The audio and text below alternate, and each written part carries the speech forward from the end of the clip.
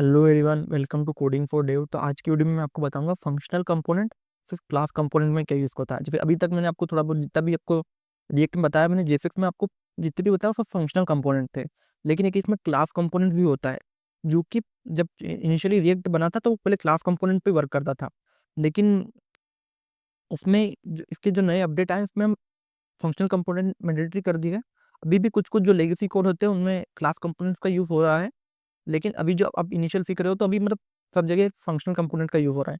लेकिन आपको मतलब पता होना चाहिए कि दोनों में डिफरेंस क्या था और दोनों की क्या क्या फायदे और नुकसान थे। ओके, तो फंक्शनल और क्लास कंपोनेंट में डिफरेंस क्या है। जो फंक्शनल कंपोनेंट है वो सिंपल फंक्शन है जो कि जेफेक्स को रिटर्न करता है। ओके, ये इंट्रोड्यूस करा था और ये बहुत ज़्यादा पावरफुल है रिएक्ट हुक बनाने के लिए। ओके, मतलब इसको जब इंट्रोड्यूस किया था ना फर्स्ट, तो इसमें रिएक्ट हुक्स नाम के कॉन्सेप्ट आते हैं जिसमें बहुत सारे अलग अलग हुक्स रहते हैं। उसका हम यूज़ कर सकते हैं इसमें। इसी कारण इसको बहुत ज़्यादा यूज़ करने लगे, इसके रिएक्ट हुक्स के कारण। वो आगे आने वाले वीडियो में मैं आपको डिटेल बताऊंगा। वो जो क्लास कंपोनेंट है उसमें ये सिर्फ क्लासेस रहती है, जैसे react dot component, render method, ये जो नेसेसरी रहते हैं, जो हुक्स से पहले चलते थे, जो कि स्टेट और लाइफ साइकिल को मैनेज करने में काम आते थे। अब दोनों का मैं आपको फिनटेक कंपेरिजन बताता हूँ। जैसे हमने आपने ये वाला कोड तो हमारा देखा हुआ, हमने बहुत बार लिखा है कि हम एक फंक्शन बनाते हैं, उसमें डाटा पास करते हैं हम प्रोप से। ये प्रोप्स क्या है ये भी मैं आपको डिटेल बता दूंगा। लेकिन एक प्रोप चलता है हमें जिसमें डाटा पास करते हैं पेरेंट पे चाइल्ड पे।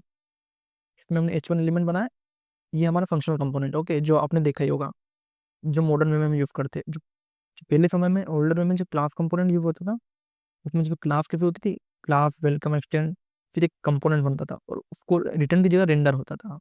तो पहले ऐसे यूज होता था। और इसमें प्रोप दिस डॉट प्रोप ऐसे करके, मतलब दिस का यूज होता था प्रोप पास करने के लिए, उसकी वैल्यू लेने के लिए। अब दोनों के स्टेट हैंडलिंग कैसे करते थे दोनों। जैसे अगर आप आज आपको फंक्शनल कंपोनेंट में हुक्स का यूज करके कुछ काउंटर बनाना है, तो आप एक एक हुक बनाओगे यू स्टेट जिसमें आप काउंट सेट करोगे। ये अभी मतलब आगे आने वाली वीडियो में आपको डिटेल में पता चलेगा कि हुक्स कैसे काम करता है, क्योंकि अभी आपको एक कोड इतना समझ में नहीं आएगा। लेकिन मतलब ये जो दोनों का डिफरेंस है, इसमें आप देख सकते हो आप कोड कितना छोटा है हमारा फंक्शनल कंपोनेंट में काउंटर बनाने वाला, और क्लास कंपोनेंट में उसका कोड थोड़ा कितना बड़ा है। ये मतलब बहुत ज़्यादा ईजी है फंक्शनल कंपोनेंट, इसलिए मतलब ये यूज होता है। और जो क्लास कंपोनेंट है वो पहले यूज होता था और अब इतना यूज होता भी नहीं। लेकिन आपको थोड़ा थोड़ा आइडिया रहना चाहिए कि कैसे कैसे क्या काम करता है। अब जो लाइफ साइकिल मेथड होती है, इसमें यू इफेक्ट का यूज करते हैं हम।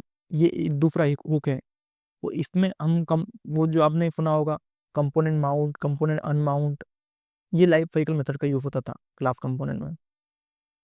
अब दोनों की अगर परफॉर्मेंस की बात करें, जो फंक्शनल कंपोनेंट है वो फास्ट है क्योंकि उसका सिंपल स्ट्रक्चर है, मेमोरी भी लाइट रहता है। वो इजी टू ऑप्टिमाइज है क्योंकि उसमें रिएक्ट मेमो का यूज होता है। ओके, और जो क्लास कंपोनेंट है थोड़ा हेवी है क्योंकि उसमें बाइंडिंग का यूज होता है। जो दिस रहता है ना, जो कॉन्टेक्स्ट रहता है उसका, उसमें बाइंडिंग होती है इंटरनली, इस कारण थोड़ा हेवी है वो। और अगर आप बात करें कोड रीडेबिलिटी और मेंटेनेंस के बारे में, तो जो फंक्शनल कंपोनेंट्स वो क्लीन है, शॉर्ट कोड है। क्लास कंपोनेंट का थोड़ा मतलब कोड थोड़ा हेवियर है। ओके, वो फंक्शनल कंपोनेंट में दिस कीवर्ड नहीं है हमारा, लेकिन इसमें दिस कीवर्ड जरूरी है हमारे क्लास कंपोनेंट्स में। और जो फंक्शनल कंपोनेंट है वो हमारा मतलब आप टेस्ट इजीली कर सकते हो पर्टिकुलर कंपोनेंट्स को, और यूज भी इजीली कर सकते हो। लेकिन इसका जो क्लास कंपोनेंट का सेटअप थोड़ा हार्ड था। ओके, और जितने भी रिएक्ट के जितनी भी वेबसाइट बन रही है उसमें सब में प्रीफर्ड होता है फंक्शनल कंपोनेंट। और ये क्लास कंपोनेंट के अलावा जो पुरानी वेबसाइट जो बनी गई है उसमें, तो जिनको चेंज नहीं करना तो वो उसी में यूज होता है। तो अभी आपको अगर फोकस करना है मेन फंक्शनल कंपोनेंट के ऊपर, मेन जो सबसे जो बड़ा था फंक्शन कंपोनेंट का अडेप्ट करने का वो था, गेम चेंजर था वो हुक्स। बिफोर हुक्स सब क्लास कंपोनेंट का यूज करते थे स्टेट मैनेज करने के लिए, साइड इफेक्ट के लिए। लेकिन हुक्स आने के बाद इसमें बहुत 6-7 तरह के हुक्स होते हैं, मैं आपको वो डिटेल बताऊंगा। लेकिन ये कुछ हुक्स आए जिन्होंने मतलब पूरा गेम ही चेंज कर दिया, फिर फंक्शनल कंपोनेंट हर जगह यूज होने लग गया। अब किसको कब यूज करना है, अगर आपको फंक्शनल कंपोनेंट कब यूज करना है, जब आपको मॉडर्न ऐप बनानी है विथ हुक्स। अगर आप कुछ कुछ पुराने कोड पे काम कर रहे हो तो आप तभी क्लास कंपोनेंट का यूज कर सकते हो। ये सिंपल है, ये इसका कोड बेस विदाउट हुक्स के होता है, इसलिए थोड़ा डिफिकल्ट है वो। और इसमें आप फीचर यूज कर सकते हो, यूव इफेक्ट, यूव रिड्यूसर।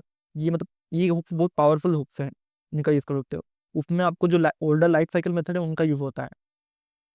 अब अगर मैं पूरी वीडियो की आपको समरी बताऊं, तो आपको मैं बता देता हूँ इस टेबल के द्वारा कि इसमें जो फिंटेक्स रहता है, इसमें फंक्शन रहते हैं, उसमें क्लास को एक्सटेंड कर दिया जाता है।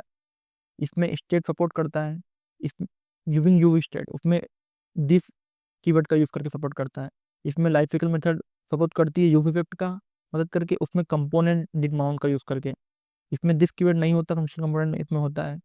हुक सपोर्ट इसमें करती है, उसमें नहीं करती।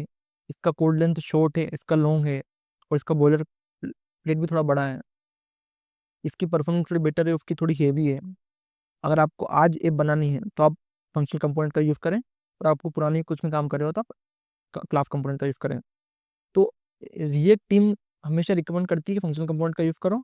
आपके जितने भी नए प्रोजेक्ट हैं, क्लास अभी भी सपोर्ट करता है, लेकिन नए कोड के लिए कोई इंकरेज नहीं करता आपको। ओके, तो ये था हमारा पूरा वीडियो जिसमें मैंने आपको फंक्शनल और क्लास कंपोनेंट का दोनों का डिफरेंस बताया। मतलब इंटरव्यू में अधिकतर ये वाले क्वेश्चन पूछ सकते हैं आपसे, क्लास और उनका डिफरेंस को, उसकी लाइफ साइकिल में फिर कैसे काम करती है, तो आपको ये पता होना चाहिए। और आपको कुछ भी डाउट है तो आप कमेंट करें, और इसी तरह को और वीडियो देखने के लिए कोडिंग फॉर लाइव को सब्सक्राइब करें। Thank you for watching.